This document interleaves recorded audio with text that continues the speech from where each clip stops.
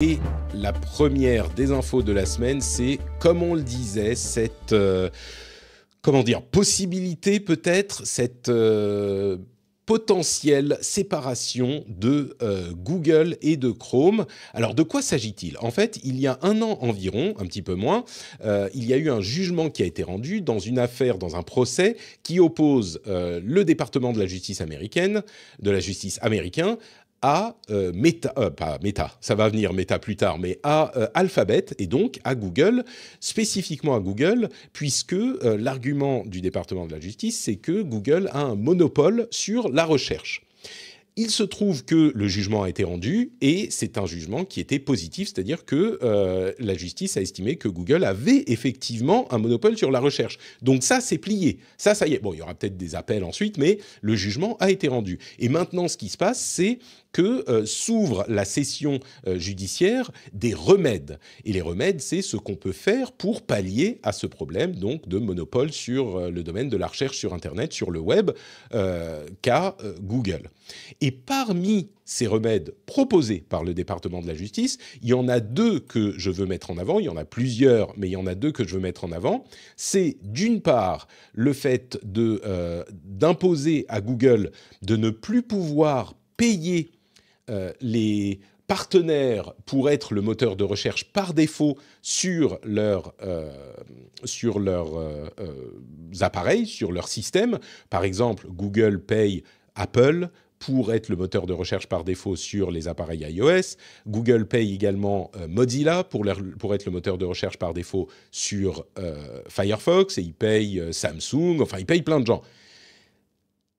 Je vais venir au problème que posent ces potentiels remèdes, mais l'autre remède qui est encore plus radical, c'est potentiellement l'obligation pour Google de vendre Chrome, le navigateur Internet qui est largement dominant dans le marché des navigateurs Internet et donc qui deviendrait une entité séparée de Google. Donc ça, c'est les deux solutions qui sont le plus discutées. Sur la première, l'interdiction de payer les partenaires, il y a des gens qui disent en fait, ça serait pas génial parce que ça pourrait tuer des alternatives dans des marchés connexes, comme par exemple une chose que parfois on ignore, Mozilla, en fait, le développeur du navigateur concurrent de Chrome, Firefox, Mozilla, ils sont financés en grande partie par l'argent de Google qui paye pour être le moteur de recherche par défaut sur Firefox. Sans ce financement, Mozilla ne pourrait peut-être pas continuer à exister. Par ailleurs, l'idée de séparer Chrome de Google est pour certains une idée un petit peu farfelue parce que c'est un marché de navigateurs et qu'est-ce que ça a à voir avec la recherche web ? Quand on regarde 2 secondes, on se rend bien compte qu'un navigateur qui appartient à Google, le moteur de recherche par défaut, ça va évidemment être Google. Et donc, il pourrait y avoir une autre alternative si quelqu'un d'autre rachetait Chrome. Et bien sûr, Chrome, alors je ne sais plus combien, j'avais regardé, c'est genre des milliards d'utilisateurs, 2 ou 3 milliards d'utilisateurs de Chrome dans le monde.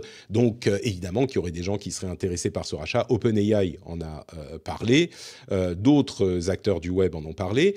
Et ça pourrait, ces deux remèdes potentiels pourraient réinjecter donc de la concurrence, même si Google finissait par, si la première, donc l'interdiction pour Google de financer, enfin de payer des partenaires pour être le moteur de recherche par défaut, même si celle-là, elle n'était pas implémentée, enfin si elle n'était pas implémentée, la revente de Chrome, ça pourrait permettre aux nouveaux propriétaires de Chrome de faire jouer la concurrence pour dire, on a Bing ou DuckDuckGo ou d'autres, ou Brave, d'autres moteurs de recherche qui pourraient être les moteurs de recherche par défaut sur Chrome, moyennant finance, et ça pourrait même être Google, le moteur de recherche par défaut sur Chrome.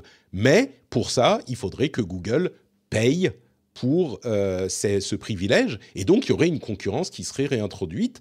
Alors, je ne sais pas si c'est les meilleurs remèdes possibles, et certainement, c'est pas fait. Il n'est pas du tout dit que ces remèdes soient décidés par le juge, mais ce sont des choses qui sont envisagées et qui seraient évidemment des énormes changements dans le domaine du web et de l'Internet en général. Est-ce que tu penses que c'est un problème, cette omniprésence de Google sur le web ?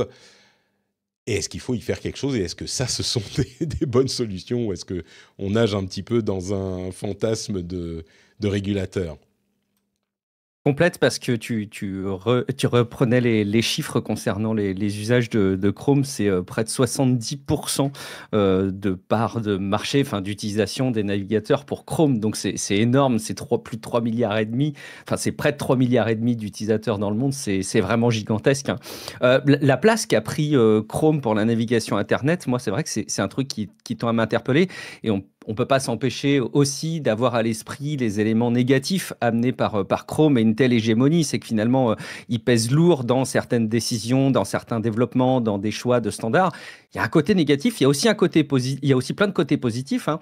Un des côtés négatifs qu'on peut voir, c'est que je pense qu'ils ont brouillé un petit peu les cartes dans ce qu'est l'accès à Internet. Et on s'en rend pas toujours compte. Un indicateur autour de moi, c'est des utilisateurs seniors qui sont parfois incapables d'aller sur un site internet sans passer par Google parce qu'il y a un tel flou dans la manière dont est imbriqué le navigateur et le moteur de recherche qu'on s'y perd un petit peu. Et si on n'est pas éduqué, si on ne se pose pas la question de ce qui se passe quand on va sur un site web, finalement, on se fait prendre par la main et puis on ne se rend pas bien compte de ce qui se passe. Ma mère, par exemple, est incapable d'aller sur le site de TF1 pour voir le replay de koh. Il faut obligatoirement qu'elle tape tf1.fr quelque part dans la barre de navigation et ça Non, l'amène mais sur les résultats de Google. Donc, c'est bon, un très bon exemple parce que moi, je me souviens quand Chrome a commencé, et il faut dire que Chrome, à son arrivée sur le marché, il était phénoménal, beaucoup plus rapide, il ouais, a vraiment bousculé le marché des navigateurs, qui est la fenêtre sur le web et donc un petit peu Internet. Et je me souviens ouais, qu'il y avait plein de gens qui tapaient le nom du site, t'appuies sur ouais, Enter et tu prends le premier résultat de recherche dans Google. Normal, c'est sauf que ça. moi je me disais, mais enfin, attends, tu sais que quand tu tapes le nom du site, tu appuies sur Mais oui, CTRL c'est Enter, horripilant. ça fait .com et donc tu peux y aller. Mm, Sauf que, mm. au fur et à mesure, moi, au fil des années, je me suis pris à faire la même chose. C'est juste Ben tellement oui, plus facile, tu vois, tu tapes le truc, tu fais Enter et tu cliques sur le mais premier c'est vrai. résultat. T'as raison, ça floute complètement la frontière entre le moteur de recherche et le navigateur, quoi. Mais c'est pareil sur Et tous il les y a, et il y a navigateurs des choses maintenant. positives, hein. Mhm. Ben, alors, par contre, tout le monde a adopté effectivement ces pratiques. Et c'est ce qui montre aussi qu'ils ont été source d'innovation, finalement, Google. Et je pense qu'en fait, dans l'absolu, sur le plan des usages, il y a des éléments négatifs qui sont induits par l'hégémonie de Chrome pour le web. Et ça pose problème sur le fait qu'il n'y ait pas plus de diversité, plus d'alternatives possibles. Mais pour autant, ils ont quand même apporté beaucoup de fonctionnalités très cool, notamment la manière dont les onglets, on s'en rend plus compte maintenant, mais la manière dont sont gérés les onglets sur le plan applicatif, le fait que tu n'aies pas tout ton navigateur qui plante à chaque fois que tu as un onglet qui part en cacahuète, bah finalement, c'est aussi Google qui a apporté ça. Donc, il y a plein de choses positives. Moi, c'est vrai que quand je vois ces propositions, je me dis qu'il y a forcément un problème, et puis de toute façon, je ne suis pas juge et je m'en remets à la justice, en l'occurrence américaine, sur Eh, ces choix-là. si, S'il y si a on des commence problèmes à, de concurrence, si on commence à parler comme ça, on n'a plus d'émission, hein. Donc, il faut que tu aies des opinions fortes et tranchées.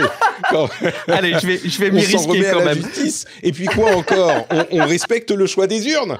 Mais enfin, Guillaume, dans Mon quel monde Dieu, où vit-on? va-t-on? Bah, j'essaye d'aller dans le sens des personnes qui soutiennent l'émission et qui sont conscientes de la vie mesurée qu'il faut avoir, Patrick. Non, non, en fait, bon, voilà, il y a vraisemblablement, et je pense qu'on est tous d'accord pour le dire, qu'il y a une espèce de mainmise de la part de la société Google pour la navigation Internet et pour la publicité. C'est le sujet qui nous intéresse aujourd'hui. Alors, Il y a attention, des... la publicité et la technologie de la publicité, c'est un autre procès dont peut-être que les gens vont confondre. Il y a effectivement un autre procès qui est en cours, mais qui n'a rien à voir. Là, on parle spécifiquement de la recherche Oui, sur le web. effectivement, je fais des raccourcis sur le fait que la recherche est aussi, Bien enfin que sûr. la publicité est un élément motivé quand Ouais. tu as un moteur de recherche. Mais en tout cas, voilà, il y a cet équilibre-là à avoir entre ce que Chrome a pu apporter en termes de fonctionnalité, en termes de technicité, et puis ce que ça induit sur le panorama du web. Sur les propositions, moi je trouve ça fort, hein, de forcer Google à vendre un outil qu'ils ont développé de leurs petites mains au fil des années, qu'ils ont développé avec beaucoup d'intelligence. On pourrait reparler aussi un petit peu de Chromium, qui est cette initiative de leur part, justement pour montrer qu'ils sont aussi proactifs sur le fait de mettre à disposition des ressources technologiques qu'ils ont développées en open source pour d'autres. Alors, Chromium, Donc ces pour que les questions gens sont... comprennent, c'est le projet open source de navigateur sur lequel est basé Chrome. Et il y a d'autres navigateurs, il y en a plein, qui sont basés sur Edge, Chromium. Donc, bref, oui, c'est Vivaldi. une grosse partie du truc. Alors la question, c'est qu'est-ce qui va se passer aussi de Chromium derrière, parce qu'ils sont largement aussi contributeurs justement de ce socle Chromium. Microsoft en fait un petit peu, mais la plupart des évolutions sont proposées par Ouais. Google. Donc qu'est-ce qui se passerait aussi pour Chromium? Est-ce qu'ils seraient forcés de s'en séparer? Je doute qu'ils continuent à beaucoup développer Chromium s'ils sont obligés de se séparer de Chrome. Mais bon. Et puis, je voulais juste redonner aussi un petit élément de hauteur, Patrick, sur cette situation, parce que je trouve qu'on est dans une phase un peu cruciale concernant Google, qu'on voyait comme étant une entreprise indéboulonnable, complètement stratosphérique dans ses résultats année après année, et surtout pas du tout inquiété par la concurrence et par les évolutions technologiques. Et je ne peux pas m'empêcher de me dire qu'on est quand même dans une époque où là, pour la première fois, on voit Google se faire menacer. Encore une fois, les décisions ne sont pas formellement prises et on ne sait pas à quelle sauce ils vont être exactement mangés, mais on les voit petit à petit challenger. Je le vois aussi avec la recherche sur lequel finalement, on peut utiliser aussi de plus en plus des Perplexity ou des IA pour faire des alternatives à ce moteur de recherche traditionnel qu'est Google. On voit d'ailleurs qu'il y a des mariages entre ces outils d'IA avec des réseaux sociaux ou plus directement avec le sujet qui nous occupe, avec des navigateurs. Donc en fait, la période est terriblement intéressante parce qu'on a un panorama établi dans la tech et dans la navigation sur le web qui semble être peut-être aux portes d'être bouleversé assez profondément. Donc c'est important. C'est très important comme moment à suivre. Moi, je suis particulièrement, enfin, je note particulièrement le fait que la justice américaine, qui du coup s'attaque à Google de diverses manières et à d'autres acteurs du net, constate que les monopoles peuvent être des problèmes. Et on a beau nous dire ah mais oui, regardez, en Europe ils font ceci et cela, on constate un petit peu partout qu'il y a des problèmes de monopole. Et je crois que véritablement, alors ça relève plus du jugement de l'année dernière qui a décidé que Google était coupable de pratiques monopolistiques, mais vraiment, si Google paye Mozilla, Apple, Samsung, et ils ont Chrome, et ils ont Android, et ils mettent Google partout, au bout d'un moment, c'est vrai que le problème du monopole, c'est quoi? C'est qu'une alternative ne peut pas émerger. Et si tu n'as pas d'alternative, les consommateurs finaux finissent par en souffrir parce que les prix ne sont pas ajustés par la concurrence. C'est ça, finalement, le vrai problème. Alors, vous allez me dire, attends, les prix de Google, c'est gratuit. Et c'est vrai, bien sûr, mais il y a quand même un coût quelque part, que ça soit en données privées ou en qualité de produit. Et j'irai jusqu'à faire le lien avec la qualité du produit Google, du produit du moteur de recherche de Google, qui... Là, pour le coup, je pense qu'il y aura un consensus assez universel. C'est dégradé ces dernières années de manière assez drastique, quoi. Et ça, c'est un signe, à mon sens, c'est un symptôme du fait que Google a effectivement un monopole, parce qu'ils peuvent se permettre de dégrader la qualité de leur moteur de recherche pour maximiser les profits au détriment de l'expérience utilisateur, ce qui n'est pas un problème quand il y a de la concurrence, parce qu'on peut aller ailleurs pour choisir un produit qui nous convient mieux. Alors là, il y a une émergence avec les produits d'IA et les moteurs de recherche par IA comme Perplexity et d'autres qui posent d'autres problèmes, mais sur les moteurs de recherche traditionnels et du web, ça, c'est un symptôme de cette question de monopole. Et qui dit monopole, on en reparlera dans un instant, qui dit monopole dit... remède drastique, parce qu'évidemment, Chrome, le séparer de Google, c'est un remède absolument drastique qui n'est pas souhaitable, sauf en cas extrême. Il semble qu'on soit dans un cas extrême. Le fait d'interdire à Google de payer les partenaires pour être le moteur de recherche, c'est une solution drastique. Et je ne vous parle même pas de l'idée d'obliger Google à revendre ou à se séparer d'Android, qui est aussi une idée évoquée. Là, ça en fera hurler plus d'un. Et il y a des désavantages, évidemment, mais si, au final, la situation de monopole fait que tout le monde en souffre, sauf Google, parce qu'on dit Firefox, oulala, Mozilla risque de mettre la clé sous la porte parce que Firefox, c'est pas sûr. Il y aurait d'autres clients qui pourraient potentiellement payer pour être... le moteur de recherche par défaut, pour Mozilla, peut-être qu'ils ne paieraient pas autant. Clairement, Google, ils ont tellement d'argent, ils sont tellement uniques, ils sont tellement le seul acteur sur ce marché qui peuvent se permettre de donner beaucoup, beaucoup d'argent à Mozilla. Mais je crois que l'ouverture à la concurrence pourrait aussi avoir pas dans un temps 1, mais dans un temps 2, des effets de ce type-là. Bon.